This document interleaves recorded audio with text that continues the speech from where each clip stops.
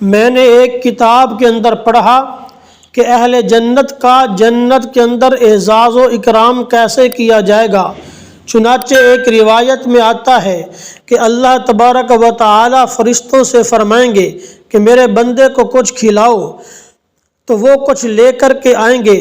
جب یہ جنتی اس کو کھائے گا تو ہر لقمہ کے اندر نئی لذت محسوس کرے گا۔ پھر اللہ تبارک و تعالی فرشتوں سے فرمائیں گے کہ میرے بندے کو کچھ پلاؤ، تو وہ فرشتے ایک مشروب لے کر کے آئیں گے۔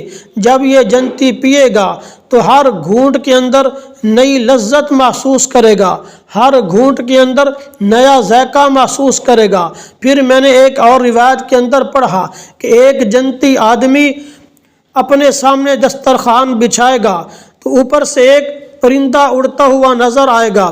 وہ پرندہ اس جنتی آدمی سے خطاب کرے گا اور کہے گا کہ میں وہ پرندہ ہوں جو جنت کے باغات سے چرتا ہوں، مختلف قسم کے پھل اور پھول کھاتا ہوں۔ تو یہ شخص اس پرندہ کو پکڑے گا تو دیکھے گا کہ اس کے ایک حصہ کے اندر بھنے ہوئے گوشت کا ذائقہ ہوگا اور دوسرے حصہ کے اندر پکے ہوئے گوشت کا ذائقہ ہوگا۔ تو دیکھیے کہ جنت کس قدر اعلیٰ مقام ہے، آرام دہ جگہ ہے کہ وہاں جو کچھ انسان چاہے گا فوراً وہ اس کے سامنے آ جائے گا۔ لیکن وہ جنت اتنی بھی سستی نہیں ہے، اس کے لیے دنیا کے اندر جد و جہد کرنی ہوگی، کوشش کرنی ہوگی، اللہ اور اس کے رسول صلی اللہ علیہ وسلم کو راضی کرنا ہوگا۔